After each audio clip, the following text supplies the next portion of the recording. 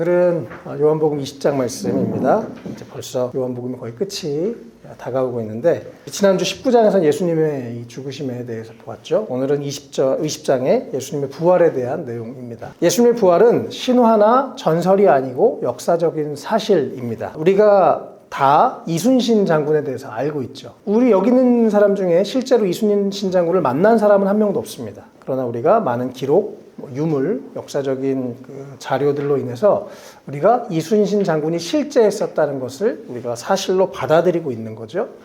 똑같이 예수님도 우리가 지금 현재 시대의 예수님을 이렇게 물리적으로 만나본 사람은 없지만 예수님의 부활도 우리가 역사적 사실로 이렇게 받아들일 수 있습니다. 그리고 오늘 실제로 많은 이 증언들이 예수님의 부활한 것을 목격한 증인들 또 그들의 증언들이 나오고 있습니다. 마태복음 28장에 보면 예수님이 부활하셨다는 소식을 듣고 대제사장들과 장로들이 병사들한테 돈을 많이 집어주고서 예수의 제자들이 밤중에 시체를 훔쳐갔다라고 말해라 라고 이렇게 하는 장면이 나옵니다. 마태복음 28장 15절에 그들은 돈을 받고서 시키는 대로 하였다. 그리고 이 말이 오늘날까지 유대인들 사이에 널리 퍼져 있다라고 기록되어 있습니다.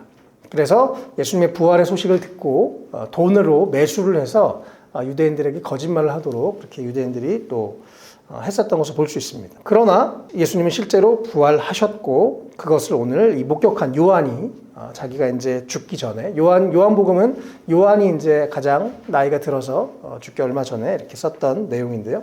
요한이 자신이 직접 눈으로 보고 목격했었던 내용을 기록하고 있는 그런 모습들을 우리가 보게 됩니다. 요즘에 참 많이 이렇게 영상 설교를 또 듣게 되고 참 저도 개인적으로 참 존경하고 너무 좋아하는 베이직교회 조정민 목사님 아시는지 모르겠어요.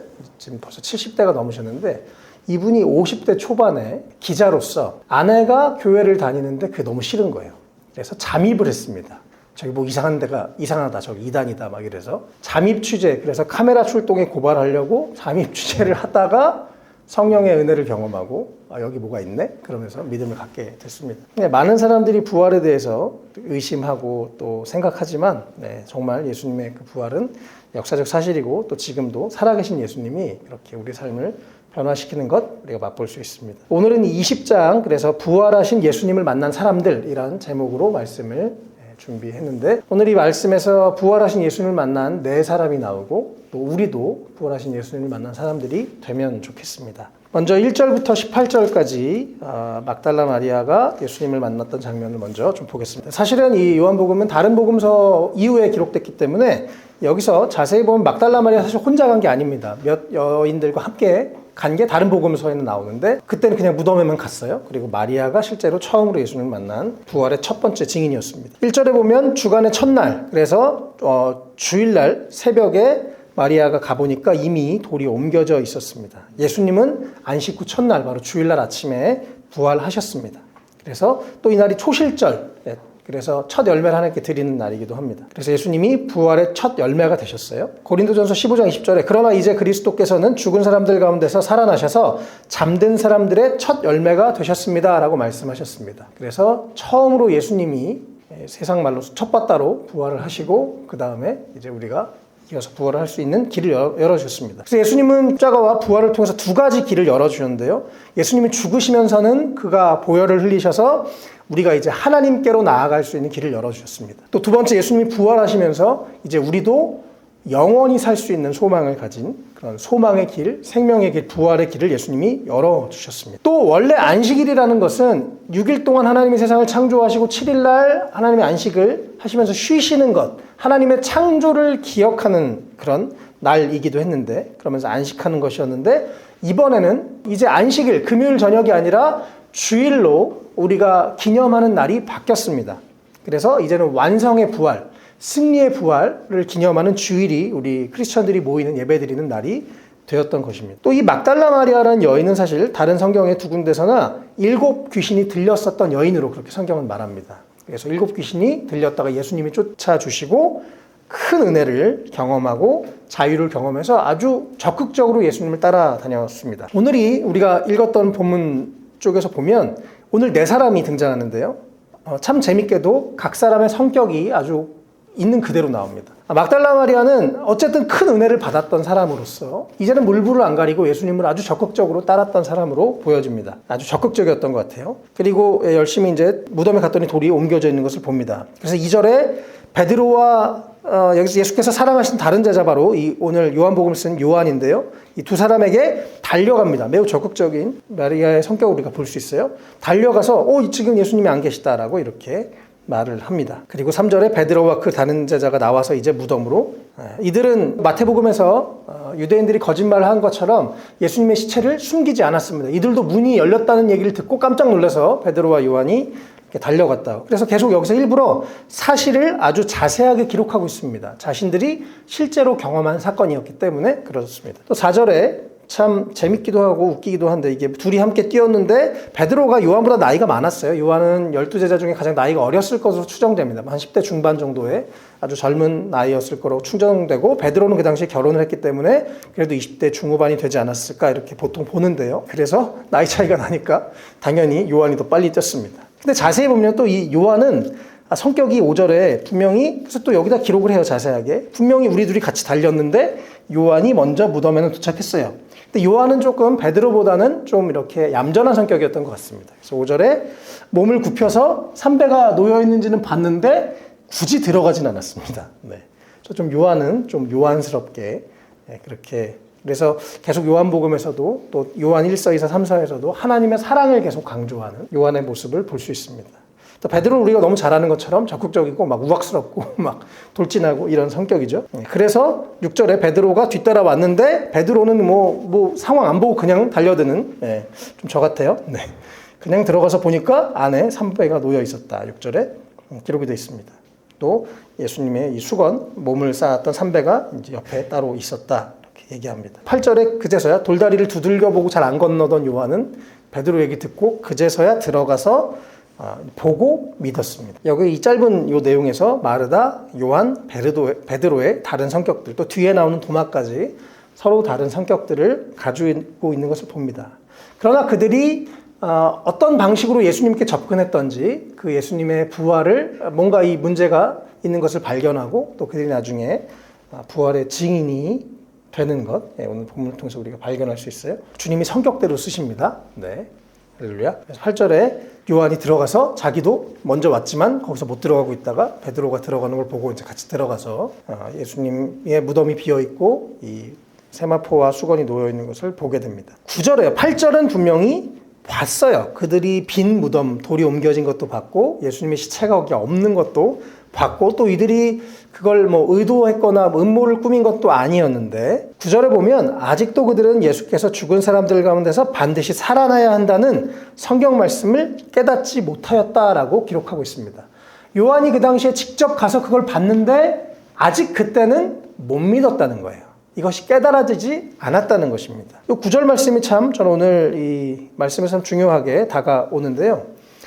예수님이 실제로 마태마가 누가복음 다 복음서에서 말씀을 하십니다. 내가 언젠가 누가복음 9장 22절 같은 경우에도 인자가 반드시 많은 고난을 받고 장로들과 대제사장들과 율법학자들에게 배척을 받아 죽임을 당하고서 사흔날에 살아나야 한다. 예수님이 이렇게 직접 예언을 하셨습니다. 내가 고난을 당할 거고 죽을 거고 3일 후에 살아날 것이다. 이거 마태마가 누가복음에 다 기록되어 있는데 그 예수님의 말씀 혹은 구약의 예언 시편 16편 10절 같은데 그런 예언이 있습니다. 주님께서 나를 보호하셔서 죽음의 세력이 나의 생명을 삼키지 못하게 하실 것이며 주님의 거룩한 자를 죽음의 세계에 버리지 않으실 것이기 때문입니다. 이런 말씀이 있으세요. 그래서 죽음에 버려두지 않고 메시아가 부활할 거다 이런 예언인데요. 어쨌든 이 말씀들이 이미 예수님에게 들었고 성경에 기록되어 있었지만 이들이 그것을 깨닫지 못했다고 합니다. 그 당시에는 아직 성경 말씀을 깨닫지 못한 거예요. 그래서 이걸 좀 더 깊이 생각해 보면 우리가 하나님을 알아가는 것은 두 가지가 있습니다. 성경에서의 안다는 말은 경험에서 안다는 건데요. 하나는 내가 먼저 성경 말씀이 그냥 이게 지식이 아니라 이렇게 한번 읽은 게 아니라 이게 깨달아지는 거예요. 그리고 예수님이 부활하셨구나. 예수님이 살아계시구나. 이것이 성경 말씀이 깨달아진 다음에 내가 그것을 삶으로 경험해서 정말 주님이 살아계시네. 주님이 진짜 내 기도를 들으시네. 주님이 나를 너무나 사랑하시고 나를 포기하지 않으시나 이런 것들을 그래서 어떤 경우에 말씀으로 먼저 하나님을 예수님을 깨닫고 그 다음에 내 삶으로 경험을 통해서 알아가는 것. 또 반대로는 우리가 아직 말씀은 잘 몰라요. 그런데 경험을 통해서 여기서 눈으로 봤죠. 뭐가 비었네, 무덤이 비어있네. 그리고 나중에 말씀이 깨달아진 거죠, 이들에게. 그래서 우리가 하나님을 알아가는 두 가지 방식은 말씀을 먼저 깨닫고 삶으로 경험하든지 아니면 경험을 하고 말씀을 깨달아지면서 이것이 확인되든지 어쨌든 우리가 믿고 경험하는 하나님, 예수님은 같은 분이시니까 너무나 큰 분이시지만 또 동시에 우리가 같은 주님을 경험하고 있기 때문에 이렇게 두 가지 방식으로 우리가 주님을 깨달아갈 수 있고 알아갈 수가 있습니다. 그래서 신앙생활에 가장 중요한 건 하나님의 말씀입니다. 말씀을 기초해서 왜냐하면 이미 기록된 하나님이 우리 이성을 통해서 하나님을 알 수 있도록 해주셨던 말씀 또 말씀은 그냥 읽는 게 아니라 때론 들을 때 혹은 내가 읽을 때마다 새롭잖아요. 하나님의 숨결이 이 안에 있어서 저는 이번 주에 이걸 읽으면서 구절이 저한테 이렇게 훅 다가왔거든요. 읽을 때마다 새로운 하나님의 말씀을 우리가 계속 읽고 우리 안에 말씀으로 채워야만 우리가 하나님을 더 잘 알고 경험할 수 있습니다. 우리가 더 말씀을 통해서 말씀을 사랑하고 말씀을 또 개인적으로도 많이 읽으시면서 하나님을 더 알아갔으면 좋겠습니다. 어쨌든 오늘 이 부활 사건을 통해서 아직 이 요한과 그 세 사람은 아직 깨닫지는 못했어요. 눈으로는 지금 경험했지만 무덤이 비었네. 예수님이 안 계시네. 어떻게 된 일이지? 라고 한 상황이죠. 그리고 10절의 제자들은 자기의 있던 곳으로 다시 돌아갔습니다. 안 계시네? 안 계시구나. 그리고 돌아갔습니다. 그리고 뒤에 보면 여전히 두려움 때문에 문을 잠그고 있는 모습을 이렇게 보게 되죠. 그런데 마리아, 큰 은혜를 받았던 정말 자기 인생을 완전히 예수님이 7 귀신에게 사로잡혀서 살았으니까 얼마나 그 전에 정말 귀신에게 끌려서 어두운 삶을 살았겠습니까? 근데 마리아는 예수님의 그런 치유를 경험하고 아주 극적인 변화를 경험했기 때문에 마리아는 예수님을 너무 사랑했고 또 너무 적극적이었습니다. 그래서 11절에 보면 무덤 밖에서 그 비어있는 무덤, 예수님 어디 가셨지? 사랑하는 예수님 어디 가셨지? 이러면서 막 울고 통곡하고 이게 원어로 보니까 대성통곡입니다. 으아, 우리 예수님 어디 가셨어? 그래서 막 이렇게 마리아가 울고 있을 때 그 간절함과 적극적인 마리아 가운데 예수님이 제일 처음 나타나시죠. 먼저 그 전에 천사들을 잠깐 이 안에서 보게 됩니다. 한참 울다 보니까 천사들이 둘이 있는 것을 보게 됐어요. 그리고 천사들에게 이제 말을 했습니다. 14절에 이렇게 말하고 뒤를 돌아섰는데 뒤에 어떤 분이 계신 거예요.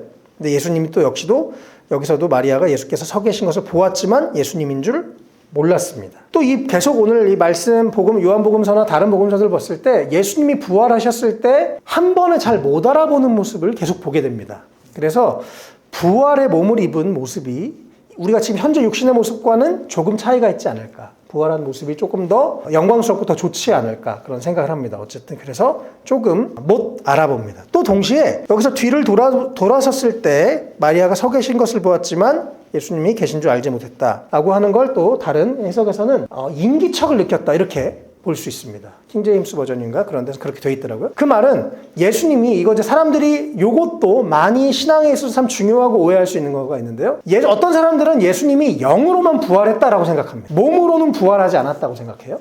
그런데 여기서 분명히 인기척을 마리아가 느꼈다는 건 예수님이 존재하지 않는 영으로 막 이렇게 돌아다니시는 게 아니라 실제 몸을 입고 부활의 몸을 입고 오셨다는 것을 증명합니다. 이해되시죠? 그리고 예수님은 이제 부활의 몸을 먼저 입으셨고 나도 앞으로 죽고 나면 부활의 몸을 입을 것이라고 성경은 그렇게 말씀하고 있고요. 우리의 육체도 실제로 부활합니다. 어쨌든 마리아가 처음에는 예수님인 줄 몰랐고 그래서 예수님이랑 대화를 하는데 자기가 지금 누구랑 대화하는지도 모르면서 여자애 왜 울고 있느냐 하니까 동산직인 줄 알고 여보세요 그 사람 어디 있는지 좀 알려주세요. 제가 모셔가겠습니다. 아주 적극적으로 마리아가 또 그런 얘기를 하죠. 16절에 예수님이 마리아라라고 하시는 너무나 친밀하고 다정하고 익숙한 목소리로 마리아라라고 이렇게 말씀하시니까 마리아가 바로 반응하는 거예요. 이건 예수님이다. 그래서 목소리는 똑같은 것 같아요.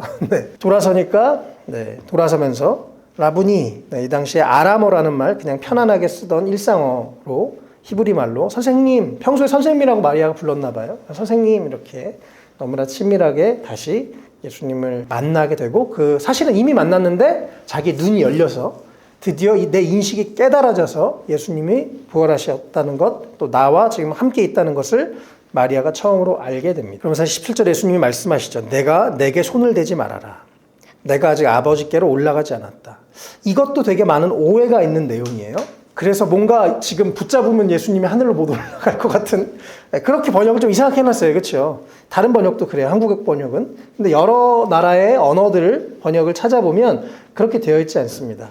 아마 이제 상상으로 충분히 해볼 수 있어요. 마리아가 예수님 죽으셨고 막 정말 슬피 울고 막 꺼이꺼이 울었는데 예수님 부활해서 지금 내 앞에 나타나 있다고 생각해 보세요. 어떻겠습니까? 엄청 감격스럽고 막 너무 흥분이 됐겠죠. 그래서 마리아가 예수님 붙잡고 있었어요. 이렇게 붙잡고 있는데 이거 놔라 하는 거예요. 왜요? 내가 못 올라가서 막 너 잡고 있으면 나 못 올라간다 이런 게 아니고 너가 이걸 놓고 이제 가서 전하라고 놓으라고 하시는 겁니다. 이제 그래서 예수님이 앞으로 이제 아직 내가 아버지께로 올라가지 않았다. 40일 뒤에 올라가실 예정이죠. 그리고 내가 이제 내 형제들에게 가서 이르기를 내가 너희 아버지, 나의 하나님, 너희 하나님께로 올라간다. 예수님이 부활하셨고 곧 올라가셨고 내가 부활하신 예수님을 만났다는 걸 전하라고. 이거 이제 놓고 그만 감격에 이제 머물러 있고 가서 내가 부활한 소식을 전해라. 이렇게 예수님이 마리아한테 하시는 말씀인 것입니다. 또 여기서 참 감동적인 말씀 하시죠. 이제 그들은 내 형제가 되었다. 하나님 아버지 안에서 내 형제가 되었다.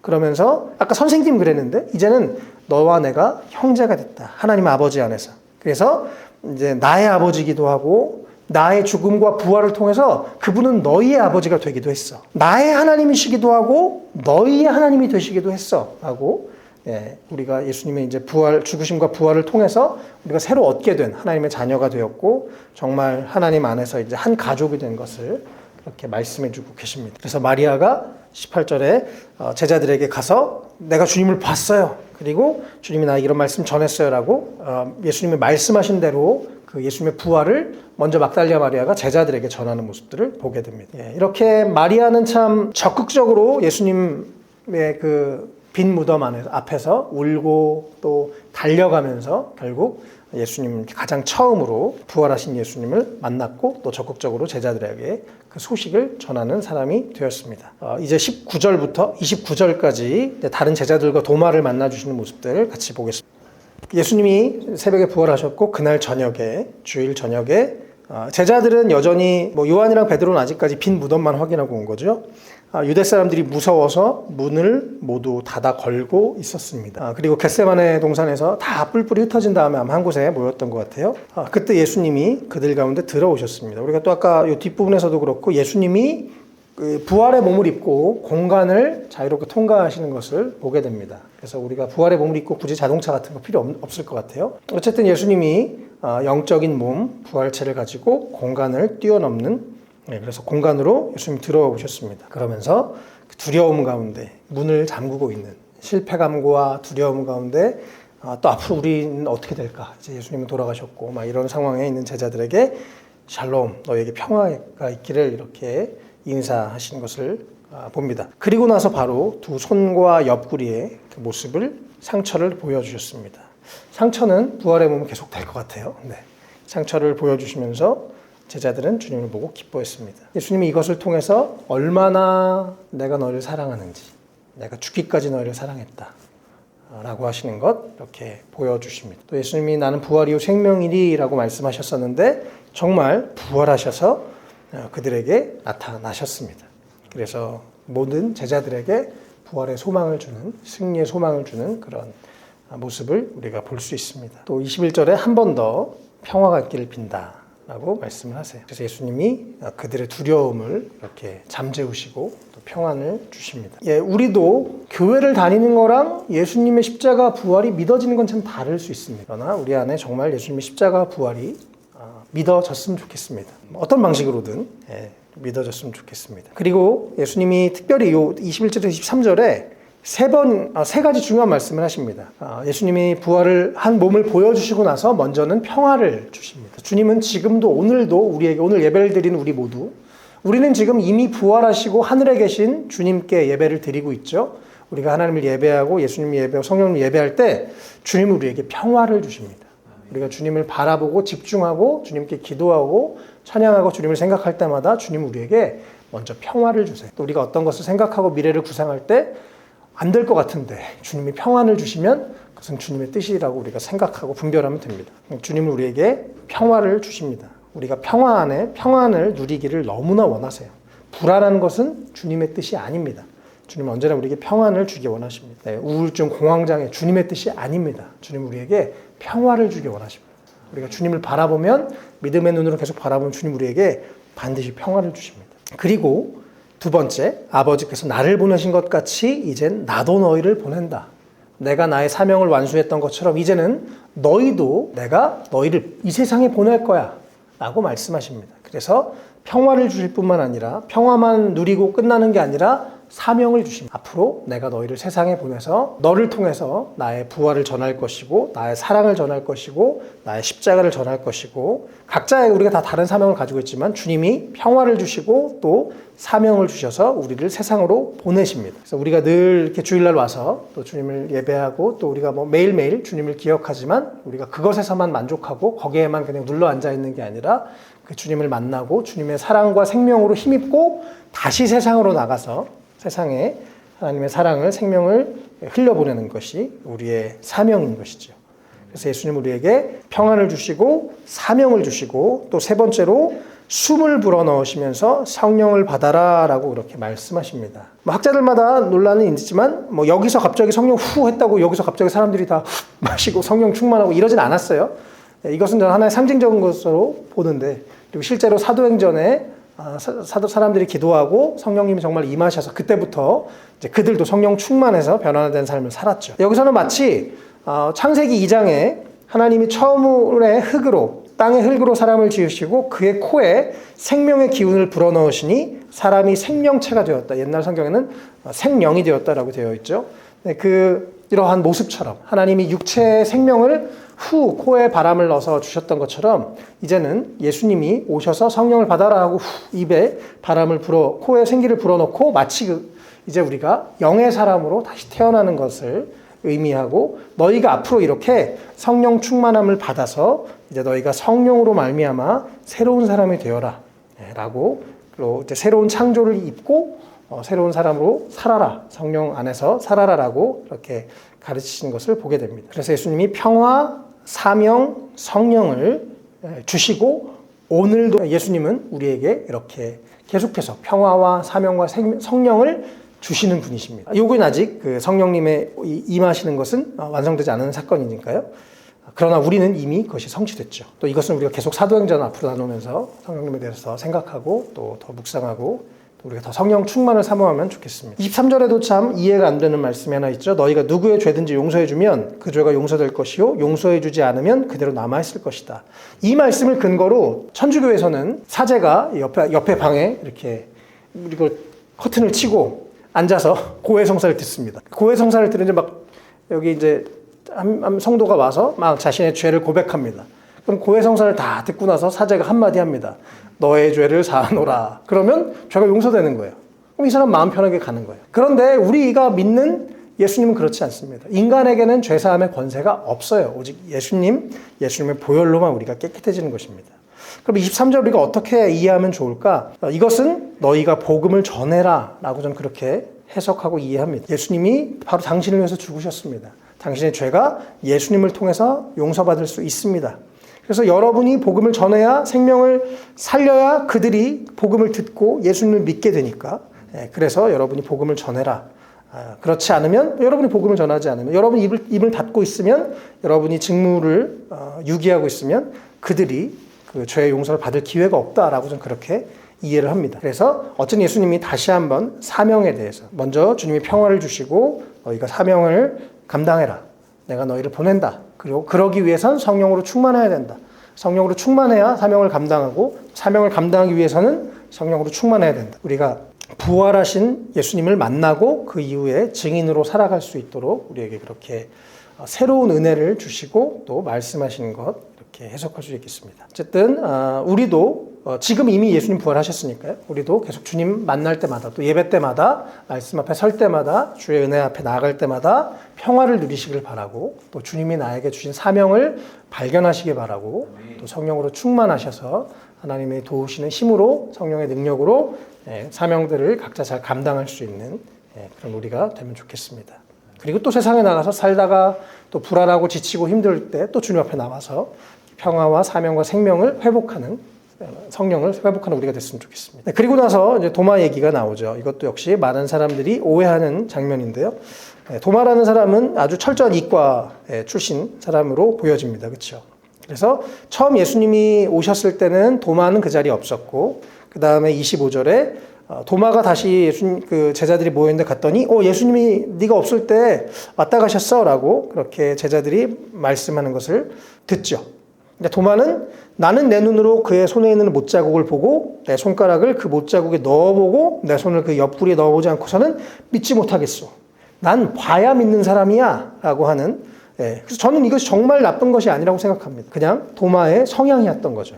그리고 더 감사한 건 주님이 도마의 성향과 스타일을 아셨습니다. 그래서 팔을 여드레 뒤에 예수님이 이번엔 도마가 함께 있을 때 또 문 잠겼는데 예수님이 들어오셔가지고 이번엔 일부러 도마를 위해서 오신 것 같아 보이죠. 그래서 또 평화를 전하시고 나서 도마에게 이 얘기 제자들이 가서 예수님한테 예수님 도마가 이랬대요 이런 얘기 안 했는데 예수님이 다 알고 오셔가지고 마치 그 옆에 있었다고 하는 것처럼 예수님이 내 손가락을 넣어봐서 내 손을 만지고 옆구리를 넣어봐라. 그리고 의심을 떨쳐버리고 믿음을 가져라 이렇게 예수님이 말씀해 주십니다. 그를 그의 질문에 맞게 이해시켜 주십니다. 그래서 여러분 많이 질문하시고 많이 질문하는 기도를 주님께 올리십시오. 주님이 반드시 응답해 주십니다. 시간이 지나서라도 저는 한 10년 뒤에 15년 뒤에 그때 옛날에 질문했었는데 주님이 깨닫게 해주셨네 이런 경험들도 있어요. 중요한 것은 주님이 도마에게 맞게 또 도마에게 참 이렇게 합당한 방식으로 보여주시고 경험시켜 주십니다. 그래서 여러분 질문하는 거 괜찮습니다. 많이 질문하시길 축복합니다. 그러고 나니까 도마가 성경의 요한복음에 나오는 이게 사실은 학자들은 이것이 최고의 요한복음의 하이라이트라고 얘기합니다. 나의 주님, 나의 하나님. 그 당시 유대인들이 도저히 고백할 수 없는 말, 당신 나의 하나님이십니다 라고 하는 요한복음 1장 1절에서 예수님이 사실은 예수님이 말씀이시고 예수님 바로 하나님이다라고 요한복음 1장에 앞부분에 기록되어 있는데 도마는 그것을 알아버렸습니다. 이분은 사람이 아니다. 이분은 삼위일체 하나님이시다 라고 그래서 나의 주님, 나의 하나님이라고 도마가 고백을 하죠. 확실했으니까요. 내가 본 게 정말이고 예수님은 부활하셨고 죽으셨고 부활하셨고 약속하신 것을 다 성취하셨으니까. 그래서 도마가 가장 강력한 믿음의 고백을 합니다. 그래서 여러분 질문 많이 하셔도 괜찮다는 겁니다. 질문하고 또 그것에 답을 주시면 그 답을 얻어서 주님을 잘 믿으면 되니까요. 그래서 도마는 많은 우리 사람들이 이야기하는 것처럼 인도까지 갔습니다. 지금도 인도에 도마가 세운 그 교단이 있어요.